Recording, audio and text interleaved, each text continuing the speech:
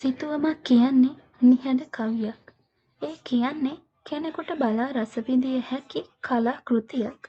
චිත්‍ර ශිල්පියා සිය සිතැඟි තම සිතුවමෙහි සැඟවීමට දක්වන දක්ෂතාව මතයි විශිෂ්ට චිත්‍ර ශිල්පියෙක් ලෝකයට බිහිවෙන්නේ.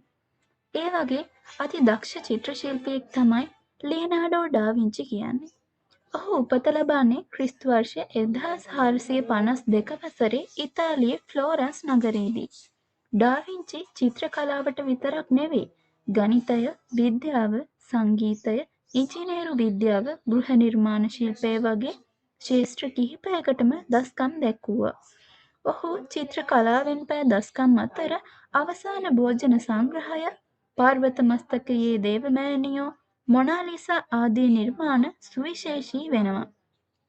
ඒ සිතුවම් අතරින් ලෝකයේ අදටත් වඩාත් කතාබහට ලක්වන මොනාලිසා ගැන සැඟවුණු තොරතුරු ටිකක් කියන්නයි මගේ මේ සූදානම. ලියනාඩෝ ඩා වින්චිගේ විශිෂ්ටතම කලා නිර්මාණයක් ලෙස මොනාලිසා ක්‍රිස්තු වර්ෂ 1503ත් 1506ත් අතර කාලයේදී තමයි නිර්මාණය කිරීම ඇරඹුණේ.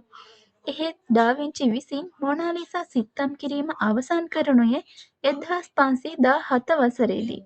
මේ ලෝකප්‍රකට කලා නිර්මාණය 1804 වසරේ සිට අද දක්වාම ප්‍රංශයේ ලූවර් කෞතුකාගාරයේ ප්‍රදර්ශනය කෙරෙනවා.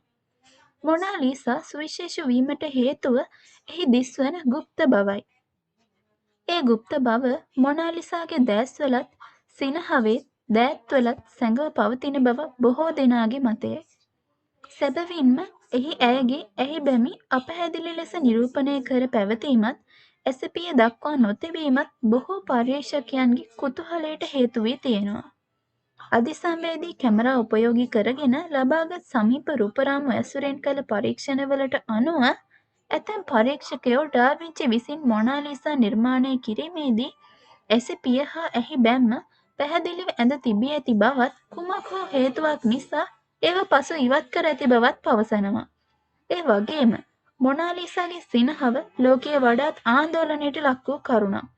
කෙනෙකුට සතුටත් තවත් කෙනෙකුට දුකත් එක විට නිරූපණය කිරීමට ඇයගේ සිනහව සමත් වීම ඊට හේතුවයි. ඇයගේ මුහුණෙන් පිළිකුල් සහගත බවක්, බියගුළු බවක්, තරහවක්, උපේක්ෂා සහගත බවක් සුළු වශයෙන් හෝ පිළිබිඹු කෙරෙන බවට තවත් මත පළ වෙනවා.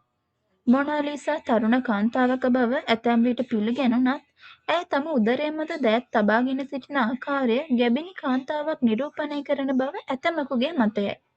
අධෝරක්ත කැමරා උපයෝගී කරගෙන සිදු කළ ඇතැම් පරීක්ෂණවලදී ඩා වින්චි විසින් පළමුව මොනාලිසා හිස්වැස්මක් පැළඳ සිටින බවත් ඇය පසුව එය වෙනස් කිරීමට ලක් කර තිබෙන බවත් සොයාගෙන තියෙනවා.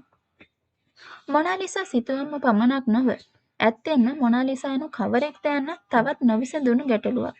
මොනාලිසා යනු ලීසා ඩෙල් ජියෝකොන්ඩා නම් කාන්තාවගේ උඩුකය නිරූපණයක් බව බොහෝ දෙනාගේ පිළිගැනීම.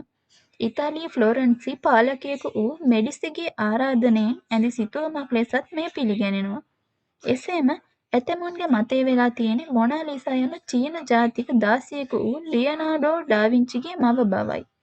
කෙසේ නමුත් වඩාත්ම ආන්දෝලනයට තුඩු දෙන මතය වන්නේ මේ ලියනාඩෝ ඩා වින්චි තම රුවම යොදා ගනිමින් නිර්මාණය කළ සිතුවමක්ය යන්නයි.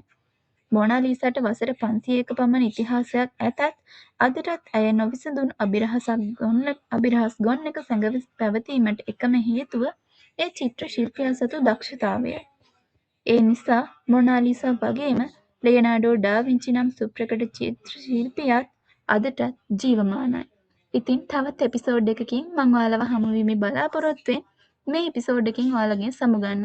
මේ ඔයාලගේ ආදරණීය YouTube නාලිකාව අමතක නොකරම subscribe කරලා bell icon එක click කරන්න.